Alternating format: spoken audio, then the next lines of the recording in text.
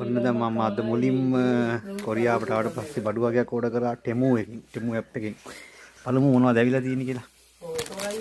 දැන් මම මේක ඕඩර් කරලා දැන් සති ගාණක් වෙනවා.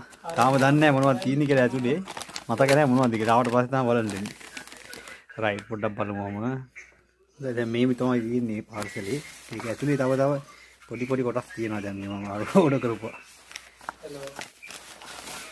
තියෙනවා බලන්න ඕනේ. මේකක් තියෙනවා. මේක නම් මම මේ රැවුල කපන්න ගත්තේ. රැවුල කපන්නේ තව එකක් තියෙනවා හැබැයි. ඊට වඩා ඉතින් මේක හොඳයි කියලා හිතුණා. මොකද මේකේ මේ හොඳටම යටටම කපන්න පුළුවන් නිසා. ඒකත් බලමු මොනවද කියලා. ඒකේ පිළිවෙලා නැහැ මේ අපේ යාළුවන්ගේ වැඩ තමයි. ඊට මට ගොඩාක් අවශ්‍ය කරන දෙයක් තමයි මේක නම්. මේක නම් ඇත්තටම පර්සනල් දෙයක්.